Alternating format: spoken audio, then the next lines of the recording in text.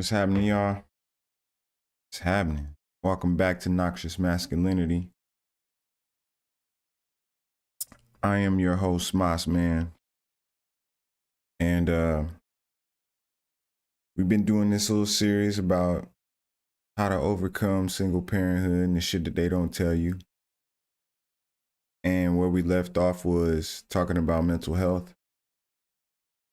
And mental health, I feel like it's something that's like overemphasized in life.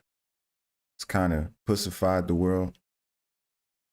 But it is something that is very critical when you grow up and you don't have the balancing of energies in your life so that you have people that you can lean on and rely on for support when trying to overcome things, because you're going to have to overcome a lot. And one of the hardest things about believing in yourself is believing in yourself. And every day and every week and every month and every year, having that same belief in yourself that I'm capable, I'm worthy, I can do it. This becomes the hardest part as time goes on, especially when you don't have the right support system. And so along the journey, one thing that I came across was reading a lot of books and things that kind of helped fortify what I already felt within myself. You know, things that confirmed my self-belief. And maybe those are confirmation biases, or maybe it's just things that align with what I already knew. But one thing that I came across to help me with my mental health was making sure that I was reading things that help uplift me. Because the hardest thing is going to be having people in your life and that surround you that actually uplift you. There's going to be a lot of people that care for you, but there's not going to be very many people that love you. And love is an active thing. It's not something that happens passively. And not to say that the people in your life don't love you, they don't really love you. You know, like they care for you, you know? And so your mental health is going to be the biggest hurdle. And one book that I came across that helped me was Power versus Force. And what this book kind of talks about is literally what the title is understanding the power versus force. When you have power, you don't need force. You don't have to force anything because you're aligned with your power. And when you align with your power, then there's nothing that can really get in your way besides yourself. And so when you start to understand the difference between power and force, you stop forcing things and you stop trying to make things happen and you allow them to just be. And this helps you with the belief in yourself, because that's the hard part, is continuously believing in yourself. And then you want to use force and you want to force the door open and you want to kick the door open, but the door is locked. And so the best way to be able to get the door open is to use your power and not force.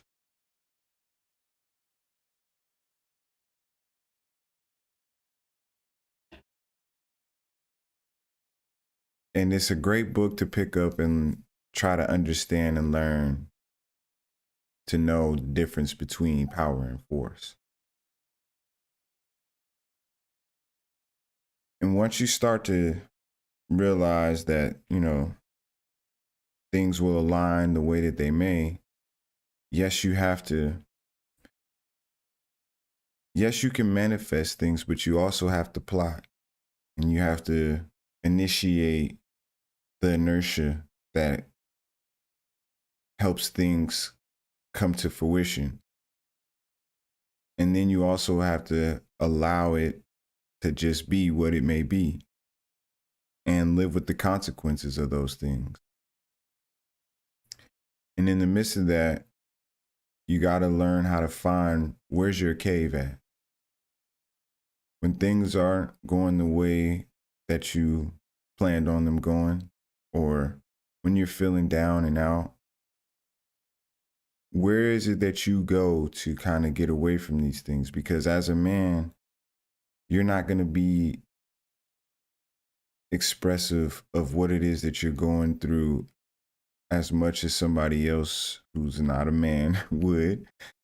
And so you got to be able to find a place in your life that you can go to get away and recalibrate and plot and plan and put together a game plan for you to use your power.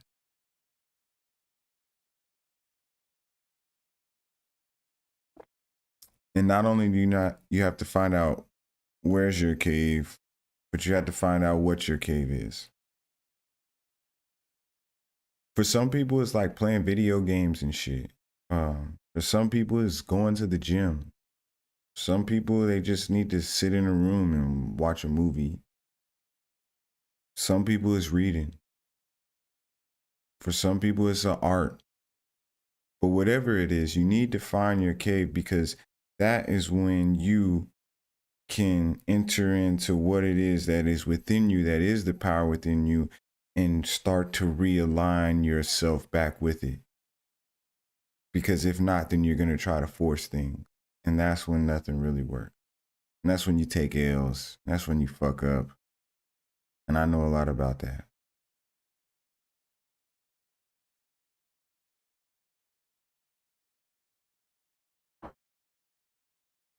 So find that cave.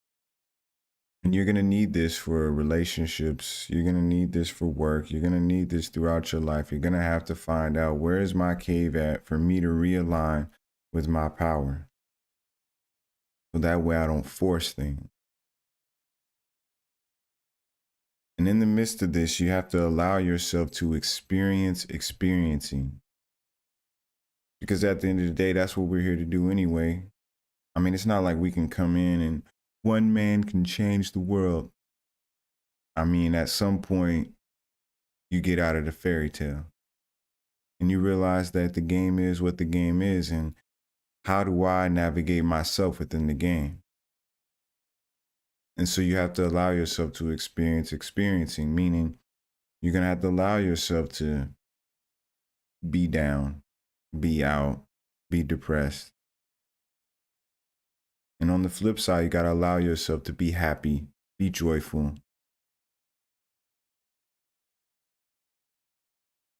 This is what life is about, allowing yourself to experience experiencing. And you use your cave to realign yourself back with your power. And one of the main causes of us being depressed and being down and out is not being in line with what our power is. And that's why I think that, like I said in previous episodes, where like, having a foundation of some sort of religion is good for you, because it's not the end all be all, but it is a place for you to find understanding of where your power lies in. And it comes from within the self, within the God that's within you. And so depression, which is really big right now, one of the reasons of that is us not being in line with what our soul is telling us we should be doing, or what we could be doing. And the best way to get out of that depression is to go into your cave, allow yourself to feel the depression, and then come up with a plan of action. Depression is a good thing. It is your soul responding to what's happening and telling you something is not right, and you need to make it right. And nobody can make it right but you. And you have to take ownership of that. And the best way that I've learned to do that is, yes, you can have your big plans. I want to be here and I want to do that, and this is where I want my life to go, and this is what I want my life to look like. But in order to obtain big plans, you have to have small goals. Big plans, small goals.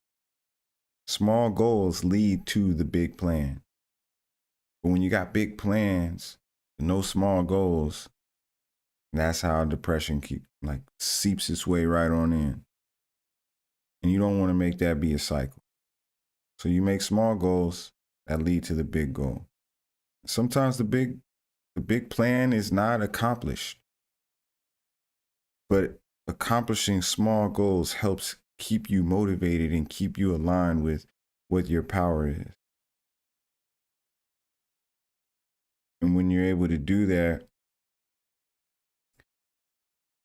you're able to notice, hold up, I do have some power here.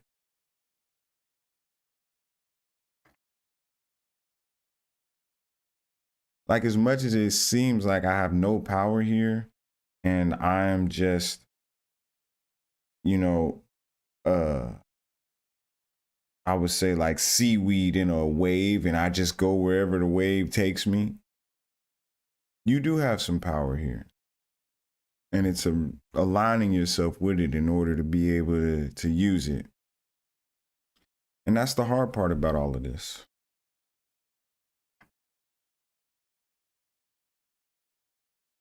Because you're going to constantly have it and constantly lose it and constantly have it and constantly lose it. And it's an ongoing process of realigning yourself back with your power.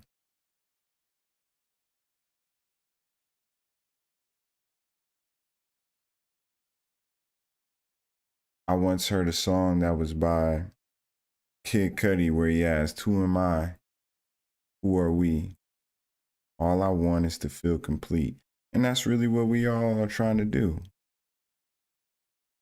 And so you got to allow yourself to experiencing, know where your cave is, have big plans, small goals. And amongst doing all of this, document your journey. I got a journal where I write in it periodically, where I just say how I'm feeling. And in a way, I have become my own therapist. And it allows me to just say freely what I want to say without judgment, without anybody trying to understand if it's encrypted or not. So document your journey. Maybe you do something like this. Maybe you get on YouTube or Rumble or whatever, TikTok or wherever you're at. But document your journey. So that way you can always go back and look at how far you've come. So you know how far you got to go. And you can look at the progression of yourself as a being. Or the digression. Maybe you've digressed. But allow yourself to freely document the things that you're going through. And once you're able to establish this in your life, it'll help with your mental health. It'll help with your ability to have resilience against this life and against all of the principalities that are set up to keep you down and out. And it's a lonely road. It definitely is a lonely road. You can have a million people around you and still feel alone because not everybody's going to understand. And that's the hard part of growing up without the proper environment. And so it's going to be up to you to create an environment for yourself to promote the growth that you need. And mental health is going to be a very important one. And not in a pussified way. So that's pretty much all I wanted to talk about today. From getting your mental health together and knowing where your cave is and all the things I talked about today, the next one I'll talk about is going into the wilderness. Because as you line all of these different things up, eventually you're going to have to go into the wilderness alone Find out who you are. And this is one of the greatest steps into your manhood is being alone. Like Simba, when he left the pride and he went out into the jungle, and before he found Puma and Timon, he was alone and he had to figure it out.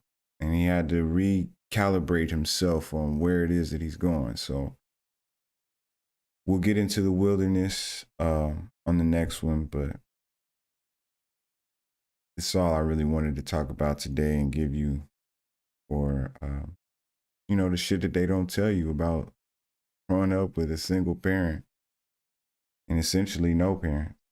So stay suave, stay stupid. I'll see you on the next one. Boss man out.